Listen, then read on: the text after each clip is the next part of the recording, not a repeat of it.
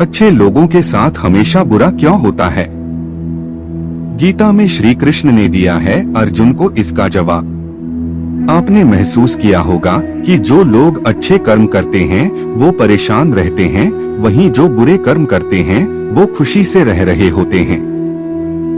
अच्छे कर्म करने वाले परेशान होते हैं कि आखिर उन्हें इतनी परीक्षा क्यों देनी पड़ रही है, जबकि जो अधर्म की राह में हैं वो खुश हैं और जिंदगी का लुत्फ उठा रहे हैं। अगर आपके मन में भी ये सवाल आया है तो आज हम आपको इसका जवाब देंगे। ये जवाब वो है जो भगवत गीता में लिखा है और श्री कृष्ण ने अर्जुन को दिया था। भगवत गीता में वर्णित कथा के अनुसार जब भी अर्जुन के मन में कोई दुविधा होती थी तो वो श्री कृष्ण के पास पहुंच जाते थे। एक बार की बात है, अर्जुन भगवान श्री कृष्ण के समीप आकर कहा कि वो दुविधा में हैं और इसका जवाब वो श्री कृष्ण से चाहते हैं। श्री कृष्ण ने पूछा कि क्या सवाल है? अर्जुन ने कहा, मुझे ये जानना है कि अच्छे लोगों के साथ हमेशा बुरा ही क्यों होता है, वहीं बुरे लोग खुशहाल दिखते हैं।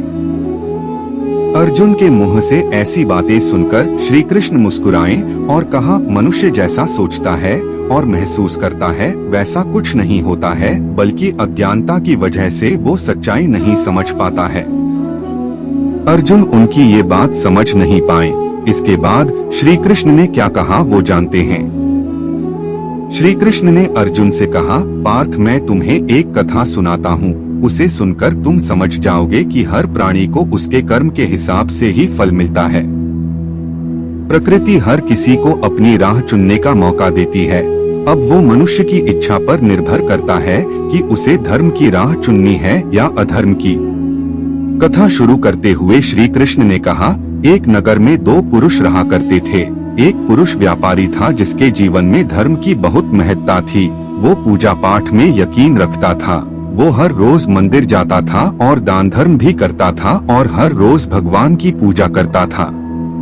वहीं दूसरा पुरुष बिल्कुल विपरीत था। वो हर रोज मंदिर तो जाता था लेकिन पूजा करने नहीं, बल्कि मंदिर के बाहर से जूते चप्पल चुराने। उसे दान और धर्म से कोई लेना देना नहीं था।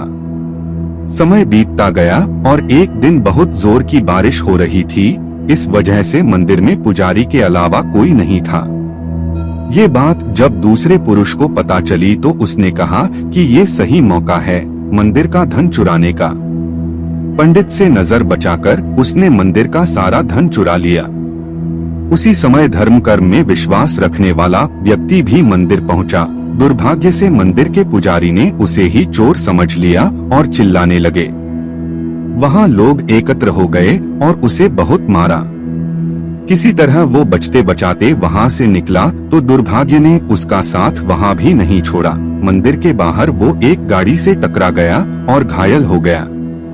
फिर वो व्यापारी लंगड़ाते हुए घर जाने लगा तो रास्ते में उसकी मुलाकात उस पुरुष से हुई जिसने मंदिर से धन चुराया था। उसने कहा, आज तो मेरी किस्मत चमक गई, एक साथ इतना सारा धन मिल गया। ये सब देखकर उसे बहुत बुरा लगा और उसने अपने घर से भगवान की सारी तस्वीरें निकाल दी। कुछ सालों बाद दोनों ही पुरुषों की मृत्यु हो गई। मरने के बाद जब दोनों यमराज की सभा में पहुंचे और भले पुरुष ने दूसरे व्यक्ति को देखा तो उसे बहुत गुस्सा आया। उसने क्रोधित होकर यमराज से पूछ ही लिया, मैं तो हमेशा अच्छे कर्म करता था, दान में विश्वास रखता था। उसके बदले जीवन भर मुझे अपमान और दर्द ही मिला और इस व्यक्ति को नोटों से भरी पोटली। आखिर ऐसा भेदभाव क्यों? इस पर यमराज ने कहा, पुत्र तुम गलत समझ रहे हो। जिस दिन तुम्हारी गाड़ी से टक्कर हुई थी वो दिन तुम्हारे जीवन का आखिरी दिन था, परंतु तुम्हारे अच्छे कर्मों की वजह से तुम्हारी मौत सिर्फ एक छोटी सी चोट में बदल गई। तुम इस दुष्ट व्यक्ति के बारे में जानना चाहते हो। दरअसल इसके भाग्य में राजयोग था, मगर इसके कुकर्मों और अधर्म की वजह से वो सिर्फ एक छोटी सी धन की पोटली में बदल गया।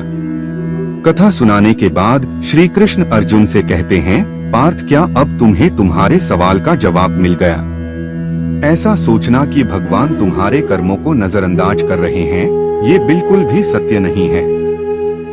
भगवान हमें कब क्या किस रूप में दे रहा है, मनुष्य को समझ में नहीं आता है। मगर आप अच्छे कर्म करते रहें तो भगवान की कृपा हमेशा बनी रहती है।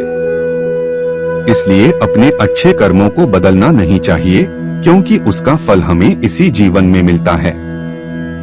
इसलिए मनुष्य का फर्ज है कि वो हमेशा अच्छे कर्म करते रहें, क्योंकि श्री कृष्ण ने गीता में भी बताया है कि किसी के द्वारा किया गया कर्म बेकार नहीं जाता है, चाहे वो अच्छा हो या बुरा।